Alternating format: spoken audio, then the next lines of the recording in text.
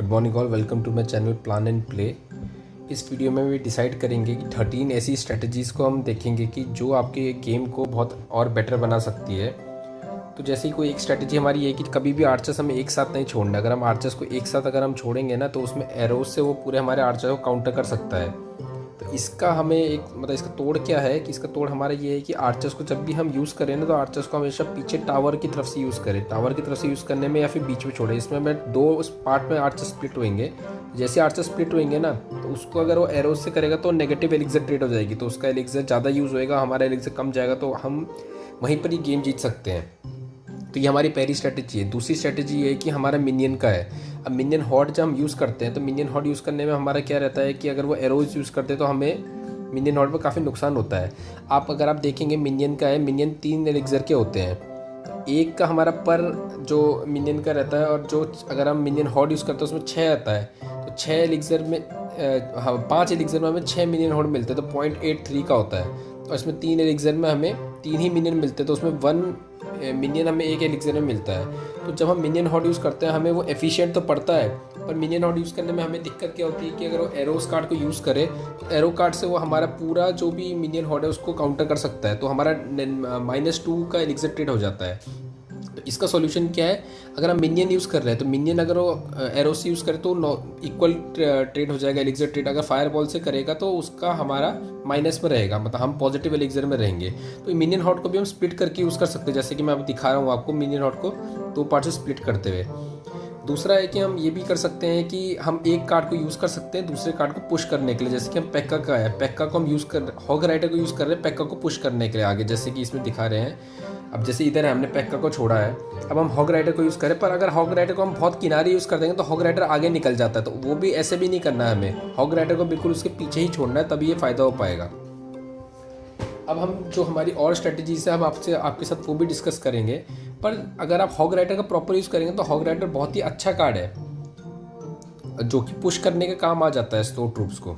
अब जो है कि हमारा जो स्केलेटन कार्ड है, स्केलेटन कार्ड की पावर बहुत अच्छी, एक एलिक्सर में होता है, इससे अच्छा कार्ड आपको कहीं मिलेगा नहीं। स्केलेटन कार्ड को आप क्या कर सकते हैं, सबसे पहले पेक्का है, आपने उसको भी पेक्का को भी, और दूसरी बार आप जो भी डेक बना रहे हैं ना उसको आप साइकिल कर सकते हैं जल्दी जल्दी। और इवॉल्व जो स्केलेटन है वो बहुत ही खतरनाक कार्ड है और बहुत चीप है ऊपर से।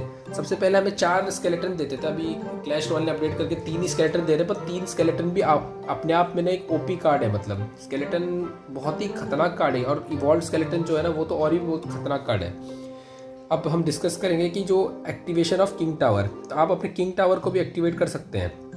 उसको एक्टिवेट करने का 2 तरीके हैं, तो आपका मेन टावर में अटैक कोई करे तो तब आपका किंग टावर एक्टिवेट होता है, पर आप बहुत सारी स्ट्रेटजीज़ हैं उसके थ्रू भी आप अपने किंग टावर को एक्टिवेट कर सकते हैं। तो मैं कुछ स्ट्रेटजीज़ आपके साथ डिस्कस करूँगा तो कैसे आपको अपने किंग टावर को एक्टिवेट आप कर सकते हैं। सबसे पहली अगर मैं स्ट्रेटजीज़ आपसे साथ डिस्कस करूँगा तो अगर कोई आपके सामने इलेक्ट्रो स्पिरिट का यूज़ करे तो इलेक्ट्रो स्पिरिट का यूज़ करते ही ना आप क्या कर सकते हैं कि जैसे कोई अगर इलेक्ट्रो स्पिरिट का यूज़ करे आपके सामने, तो इलेक्ट्रो स्पिरिट का यूज़ करते हुए आप क्या कर सकते हैं कि बीच में कोई भी और कार्ड ले आए तो वो चेन रिएक्शन जो बनेगा ना उससे आपका किंग टावर जो है वो एक्टिवेट हो जाएगा। किंग टावर जैसे आपका एक्टिवेट होएगा तो कभी भी आप वॉर करोगे, कोई भी आपका ट्रूप आएगा तो किंग टावर भी उसमें अटैक करेगा।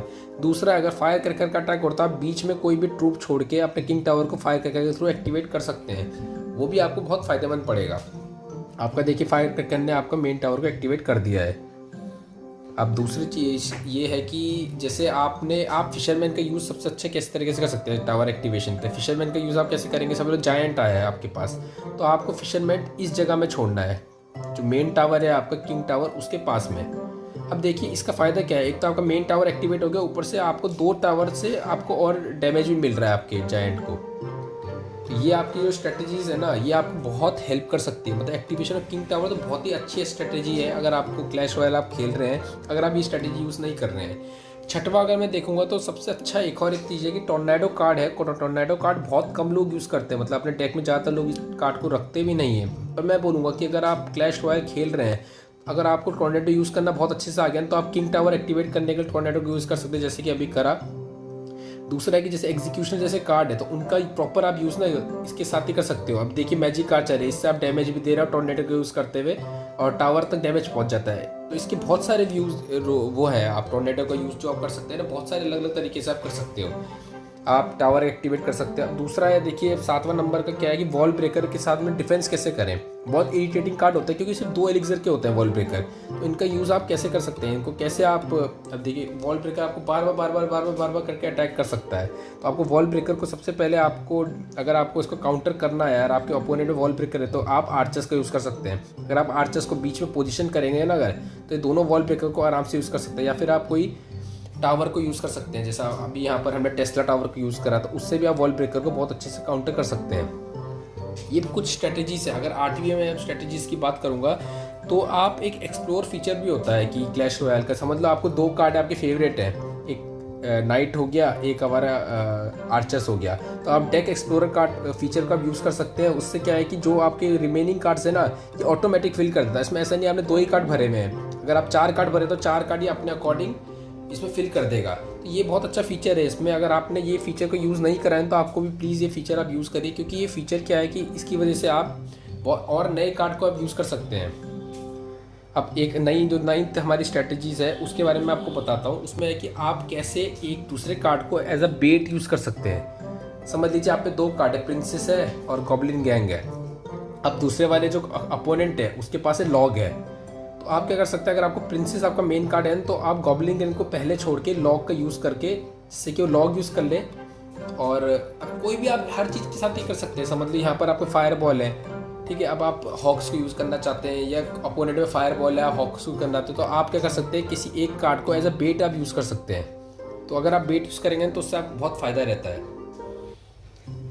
कुछ एग्जांपल मैं आपको दे देता हूँ। जैसे आप ना एलिक्सर को भी आप काउंट कर सकते हैं। अगर आप एलिक्सर का काउंट आपके पास है, जैसे इन्होंने गोलम है, गोलम छोड़ा तो आपको पता है गोलम 8 एलिक्सर का, आपको पता है इस यहाँ से 2 ही एलिक्सर बचे हैं, तो आप फटाफट से आप पुश कर सकते हैं हॉग राइडर प्लस, जैसे कि मैंने यहाँ पर रेज का यूज़ करके पुश करा, क्योंकि मुझे पता है भाई उसमें अभी 2 ही एलिक्सर है, क्योंकि गोलम 8 एलिक्सर लेता है और टोटल मैक्सिमम 10 एलिक्सर से ज़्यादा कार्ड हो नहीं सकते हैं। तो देखिए इसमें अच्छा खासा टावर डैमेज भी मैंने दिया है। तो ये कुछ स्ट्रैटेजीज है। अब देखिए कि आपने क्या करा है, तो इसने अपना एक्स्ट्रा एलिक्सर इधर यूज़ करा है, तो उसके चक्कर में क्या हुआ है कि हम गोलम को खाली छोड़ भी सकते हैं। दूसरा अभी ये है कि एलिक्सर जब हम करते हैं तो स्केलेटन बैरल के थ्रू हम डिफेंस कैसे करते हैं, कि स्केलेटन जो बैरल है ना वो हमारे टावर तक आती है, तो वो टावर में 208 का डैमेज जैसे ये दिखा रहे हैं ये देती है। तो इसका काउंटर हमें पहले ही करना पड़ेगा, या तो हमको टावर लगा सकते हैं जो इसका काउंटर कर दे, दूसरा हम आर्चर्स का यूज़ भी कर सकते हैं जो कि हमारा टावर से पहुंचने से पहले ही हम इसको काउंटर कर सकें। तो इसके बहुत सारे काउंटर करने के तरीके हैं। अब ये 12th नंबर का है लाइटनिंग का यूज़। लाइटनिंग का यूज़ जैसे हम नॉर्मली करते हैं कि हम वेट नहीं करते, जो भी स्पेल है हमने फायर बॉल यूज़ करी है, लाइटनिंग स्पेल हम यूज़ कर रहे हैं, इसका हमेशा करना चाहिए कि हमें आखिरी तक वेट करना चाहिए, बहुत पेशेंस रखना चाहिए, क्योंकि आखिरी में क्या होता है ना, कभी कभी कि समझ लो हम 2 ही मस्कीटर आ रहे थे, कम से कम उसने लास्ट में एक और कार्ड को स्पॉन किया है, देखो एक और कार्ड एक्स्ट्रा मिला है, तो हमें बिल्कुल जो लाइटनिंग के ऐसे स्पेल हम यूज़ कर रहे हैं उसको बिल्कुल लास्ट तक हमें होल्ड करके रखना चाहिए। अब जो सबसे लास्ट हमारा जो ट्रिक है वो बहुत ही अच्छी है, रॉयल जायंट प्लस फिशरमैन। तो मैं आपको ये दिखाता हूँ रॉयल जायंट प्लस फिशरमैन का हम साथ में कैसे यूज़ कर सकते हैं। ये बहुत ही अच्छी ट्रिक है, बहुत कम लोग इसको फॉलो करेंगे, पर मैं चाहता हूँ कि आप करें। जैसे आपका है रॉयल जायंट जो आपका है ना वो ओपी कार्ड है, मतलब वो अकेले दम पे रॉयल जायंट टावर को डैमेज दे सकता है, पर अगर समझ लो उसने मिनी पैक का मेरे रॉयल जायंट के खिलाफ यूज़ कर दिया, तो मैं फिशरमैन से उस मिनी पैक को उसकी तरफ हम अट्रैक्ट कर सकते हैं, जिससे कि हमारा रॉयल जायंट है वो सिर्फ टावर को डैमेज ही दे पाए। तो फिशरमैन का यूज़ मतलब बहुत अच्छे से हम कर सकते हैं इस एरिया में, तो हमें ऐसे ही करना चाहिए। अगर हम रॉयल जायंट अगर कार्ड यूज़ करें तो उसके साथ हम फिशरमैन कार्ड को यूज़ कर सकते हैं, तो उसको हम प्रॉपरली अगर हम प्लेस करेंगे तो फिशरमैन कार्ड बहुत ही अच्छा कार्ड हो जाता है। प्लीज़ मेरे चैनल प्लान एंड प्ले को लाइक एंड सब्सक्राइब करें, like and subscribe. Thank you.